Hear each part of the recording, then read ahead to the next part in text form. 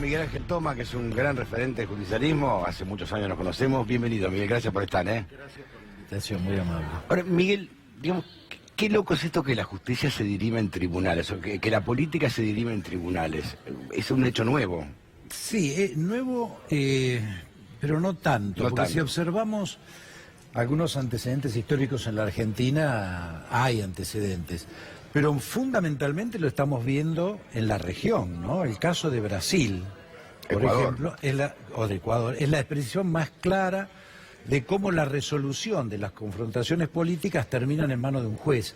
Creo que esto es, esta judicialización de la política es muy negativa. Diferencio judicializar la política con investigar la corrupción. Son Es cosas distintas. totalmente diferente. Correcto. Y está bien que la justicia investigue la corrupción y que no se invierta la carga de la prueba. Exactamente, no, y que además se cumpla con todos los mecanismos de procedimiento. Claro. Porque muchas veces ocurre, y esto es muy lamentable, que investigaciones significativas se anulan por fallas de procedimiento. Es un disparate. Y esto es realmente muy negativo, ¿no? Miguel, bueno, ¿cómo ve la situación política, al justicialismo, al peronismo, a la oposición, ¿no? En sí. A ver, yo estoy muy preocupado porque hay un creciente conflicto interno en el gobierno. Y estoy preocupado como opositor. A ver. ¿Por qué digo esto? Porque la verdad que el fuego amigo que recibe el presidente es infinitamente más dañino que los planteos que hace la oposición. Vos decís por Carrió, por ejemplo. ¿Lo digo por Carrió o lo digo por Melconian, por ejemplo? Melconian dijo frente a un grupo de empresarios, y Melconian es un tipo serio técnicamente, yo le tengo un gran respeto, dijo, este gobierno boludeó 2 años y ahora le explotó la granada en la mano, refiriéndose a la economía.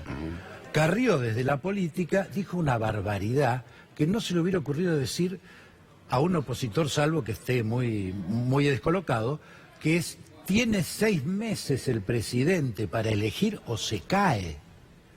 Realmente, si esta es la actitud que adoptan desde adentro, vamos a decir que la oposición ha tenido un rol de sostenimiento de la gobernabilidad, muy superior al apoyo que desde dentro de su propia fuerza ha recibido el presidente. Por eso cuando se critica tanto a la oposición desde el oficialismo, yo salgo a hacer estas reflexiones, porque son datos objetivos que demuestran que si alguien ha aportado a la gobernabilidad ha sido el peronismo, sin duda.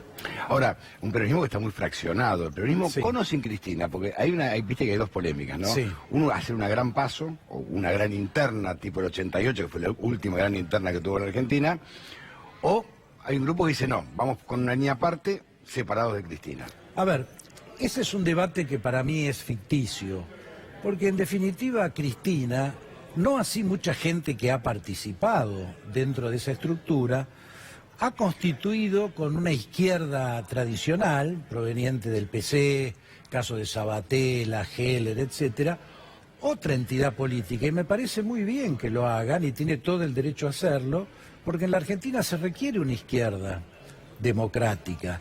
Ahora, el peronismo tiene que resolver sus liderazgos y en realidad no puede ir para atrás ni resolver ciclos que ya están superados desde el peronismo. Entonces, hay que aclarar las aguas. Los que estamos de acuerdo en recuperar la identidad del peronismo tendremos que discutir dentro del peronismo qué hacemos. Y quienes han armado una estructura por izquierda, me parece legítimo y válido, pero tendrán que resolver dentro de ese espacio sus liderazgos, sus propuestas y sus Sin contradicciones. Cristina sería entonces. Sí, me refiero concretamente a Cristina, ¿no? Sin ella, o sea, sería un peronismo. Un peronismo Sin- que reivindique su condición de peronismo. Cuando el peronismo siempre ha sido frentista.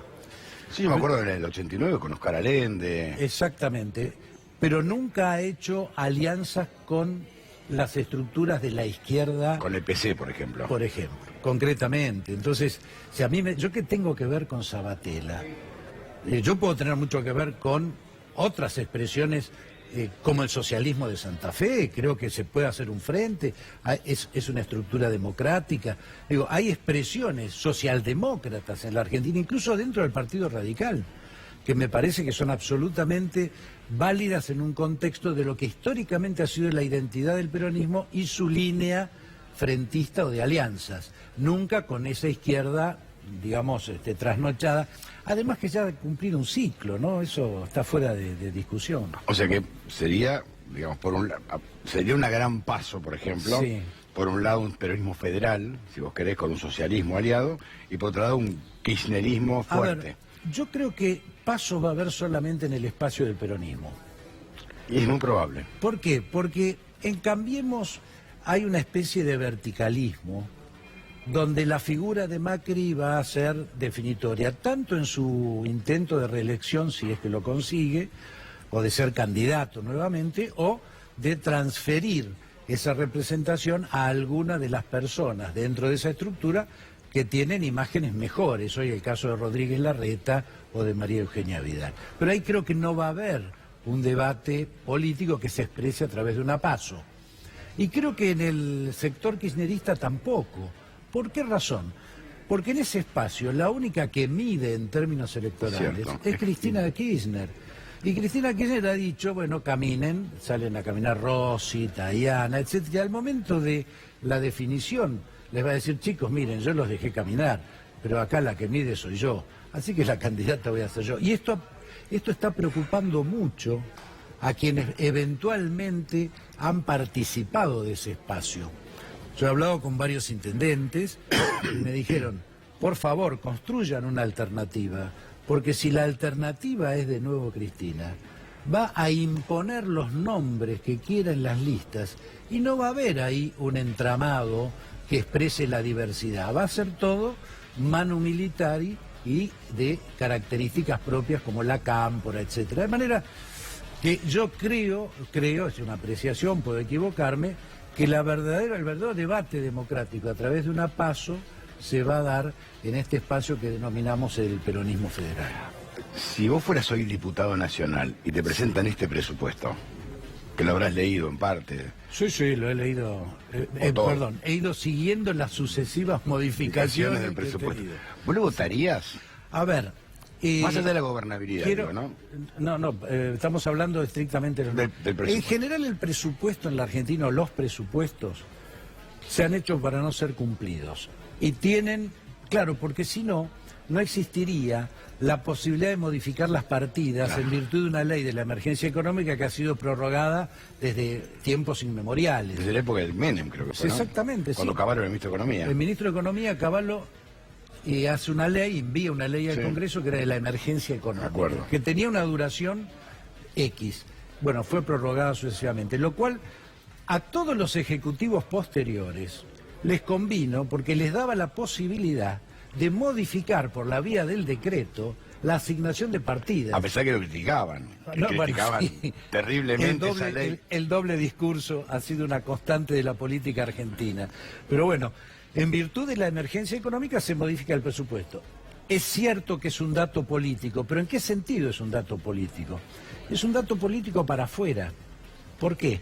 Porque el Fondo Monetario, el mercado internacional, los eventuales inversores, los fondos, verificarían que si el gobierno, teniendo minorías, ¿sí?, parlamentarias, es capaz de que le voten un presupuesto, indicaría lo que llaman en el Fondo Monetario leadership, es decir, la condición de liderazgo como para lograr consensos en orden a un instrumento central de la economía, entre comillas lo de central, como es el presupuesto. Desde ese punto de vista creo que el presupuesto va a ser votado. Ahora, creo que el gobierno ha cometido un gran error, que es no mostrar, frente al pedido de los diputados fundamentalmente, en qué consiste el acuerdo con el Fondo Monetario. No lo mostraron todavía. No lo ha mostrado. Y creo que eso es un grave error. Una vez más cometen un grave error político, porque si realmente el acuerdo con el fondo implica modificaciones sustantivas que se reflejan en el presupuesto y eso no está debidamente discutido y analizado, es un presupuesto que tiene pies de barro. Es decir, va a ser motivo de fuerte crítica y yo diría en el futuro de cierta imposibilidad de aplicación, ¿no? Lo que pasa es que es como que enfría mucho la economía. el presupuesto enfría la economía y hoy en día con las tasas de interés 70 y pico %, sumale a eso las tarjetas de crédito 100 y pico %. 140%. En algunos bancos 180. 180. Sí, está bien. Es un disparate. O sea, esto mata a la clase media, que es el votante de Cambiemos. Exactamente. Yo creo que, a ver, el gobierno está encerrado en una contradicción muy fuerte, que es una visión ortodoxa monetarista de la economía y no entender que si no se genera producción y crecimiento no hay posibilidad de reducir el déficit fiscal, que es un objetivo válido. Sí, sí. Pero el problema acá no es la discusión del objetivo. ¿Cómo llegás? Claro. ¿Cómo? El ¿Cómo? problema es el método, no es el objetivo, claro. es el camino. Si yo no crezco, el único modo de bajar el déficit fiscal es achicando el gasto. Y achicando el gasto implica, en este caso, fuertes restricciones al consumo, incremento de impuestos. Bueno, Realmente yo... lo que se paga de gas, luz y agua. Pero no, incremento de impuestos, más allá de los servicios, Sí, más... que es otra cuestión.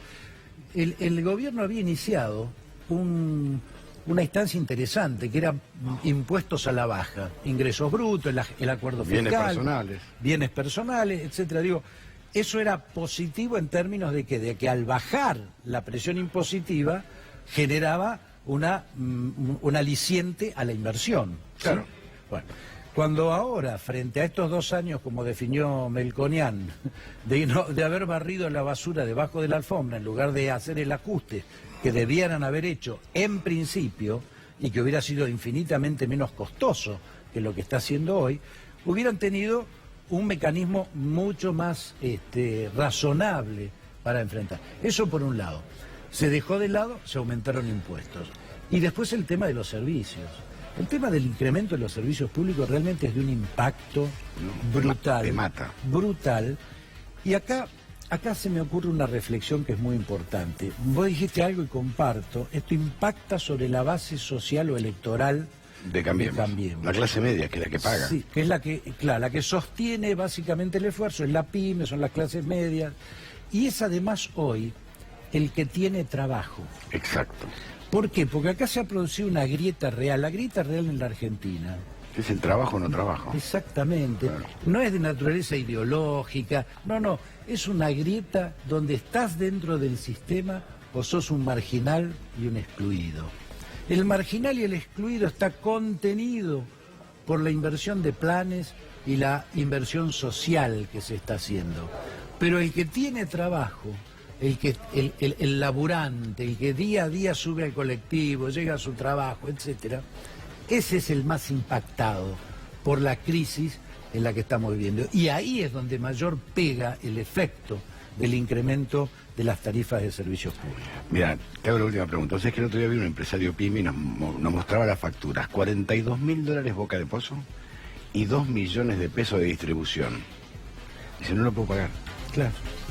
A eso sumarle los sueldos, la paritaria, no lo puedo pagar. Y encima, viste que hay un temor ahora que vayan por los convenios colectivos de trabajo. Si bien son de 75, convengamos, ¿no? Habría que modificarlos. Sí, habría que actualizarlos. El problema, yo en esto quiero ser muy importante, porque se habla mucho y no se conoce a veces el fondo de la cuestión. Acá es necesaria una reforma laboral. Real. Pero cuando yo digo reforma laboral, digo atacar el impuesto al trabajo, no a la remuneración salarial. Totalmente, claro, porque es otra cosa. Porque si no se hace la diferencia de esto, cualquier vivo se monta sobre esto y dice, vayamos a destrozar todo el sistema. Y el problema acá no es lo que gana el trabajador, es el impuesto que se le coloca sobre el trabajo. Claro. Entonces, tenemos que hacer bien clara esta definición. Hay que avanzar y modificar y actualizar a aquellos que hacen al impuesto al trabajo y no al salario, porque si no, insisto, estaríamos escupiendo al cielo. Es decir, claro, estamos buscando cómo mejoramos, ¿sí?, la productividad, la inversión y el consumo, que es un elemento importante, muy importante a la hora de generar ese proceso, digamos, positivo, ese círculo virtuoso y no el vicioso. Pero entendamos la diferencia. Entonces, no es la modificación sobre el salario, las modificaciones de la reforma laboral deben ser sobre todo aquello que afecta especialmente al trabajador que hace aportes, pero también al empresario, porque la presión que existe en el empresario de las cargas que van, o de los impuestos que van sobre el trabajo, son las que efectivamente afectan, ¿qué cosa? El empleo. Totalmente. Esta es la cuestión de fondo. Si yo bajo esa carga, una pyme puede mejorar sin duda su capacidad de tomar empleo, de generar trabajo. Claro, tomar Entonces, trabajo. Esto me parece fundamental hacer la diferencia cuando hablamos de reforma laboral. Miguel, muchísimas gracias. Gracias por la invitación. Gracias.